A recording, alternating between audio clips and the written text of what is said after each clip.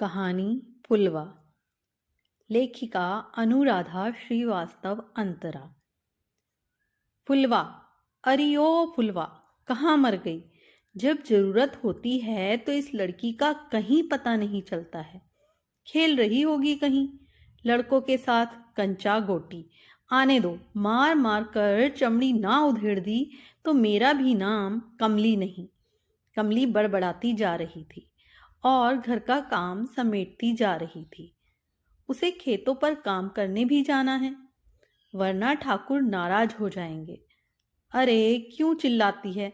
आ जाएगी, अभी बच्ची ही तो है। अभी नहीं खेलेगी तो कब खेलेगी?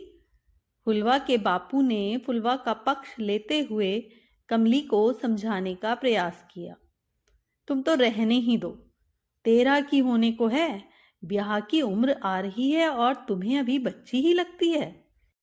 फुलवा की सहेली चंपा का तो अगले महीने ब्याह होने जा रहा है और तुम तो कोई सुध ही नहीं लेते। कर देंगे ब्याह भी, इतनी जल्दी काहे की है? सब कुएं में कूदेंगे तो क्या हम भी कूद जाएं? अब जमाना बदल रहा है। हमारी फुलवा को पढ़ने का शौक है, हम उसे पढ़ाएंगे। फुलवा के बापू ने बड़े गर्व के साथ अपना फैसला कमली को सुना दिया। फुलवा के बापू, तुम सठिया गए हो क्या? ये ऊंचे हवाई किले मत बनाओ। यहाँ खाने को फाके पड़े हैं और तुम अपनी बिटिया को पढ़ाना है। कमली की बातें सुनकर फुलवा का बापू बदरू चुप हो गया। सच ही तो कह रही थी कमली। भले ही बदरू अपनी बेटी से कितना ही प्यार करता हो, लेकिन जानता था कि उसके पास इतना धन नहीं है कि वो अपनी बेटी को पढ़ा सके या किसी ऊंचे घराने में उसे ब्याह सके। फुलवा एक छोटे से गांव के एक गरीब परिवार की लड़की थी। कमली और बदरू उसके माता पिता थे।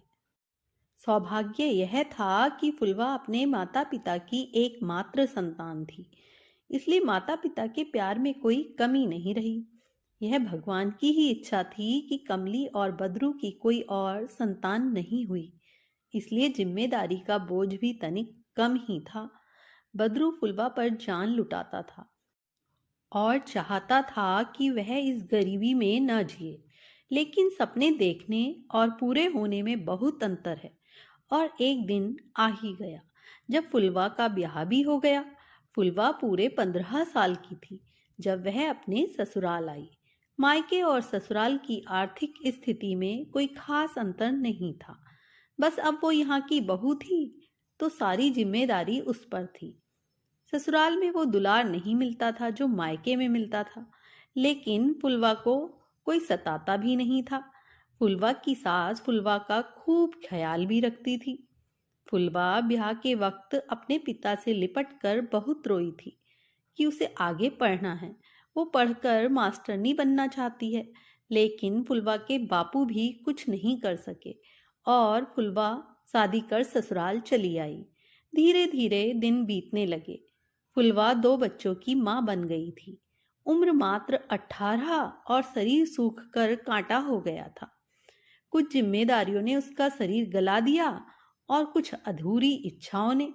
गांव में मजदूरी करके अब गुजारा नहीं होता था, इसलिए फुलवा अपने पति रघु के साथ शहर आ गई। शहर आकर दोनों ही मजदूरी करने लगे। रघु भी फुलवा पर जान छिड़कता था, उसकी हर इच्छा का ख्याल रखता था, लेकिन गरीबी आड़े आ ही जाती थी।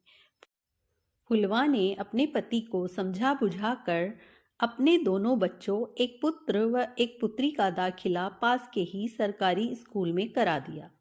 वह नहीं चाहती थी कि जैसे उसका जीवन मजदूरी करते हुए कट रहा है, कल को उसकी संतानों का भी जीवन बिना पढ़ाई लिखाई के नष्ट हो। शहर आकर धीरे धीरे फुलवा की आर्थिक स्थिति ठीक होने लगी। अब फुलवा अपना सिलाई का काम करने लगी थी और उसका पति एक मिल में नौकरी करने लगा था। फुलवा अपने दोनों बच्चों की पढ़ाई पर पूरा ध्यान देती थी। आज भी फुलवा के मन में कहीं पढ़ाई को लेकर एक इच्छा दबी हुई थी, इसलिए वह कभी अपने बच्चों की किताबों को पढ़ती तो कभी तरह तरह की पत्रिका आदि पढ़कर अपना शौक पूरा करती। एक दिन फुलवा ने बातों ही बातों में रघु से अपनी इच्छा जाहिर की कि वह आगे पढ़ना चाहती है। रघु भी जानता था कि फुलवा को पढ़ाई का बहुत शौक था और वह आगे पढ़ना चाहती थी। लेकिन अब यह कैसे संभव था?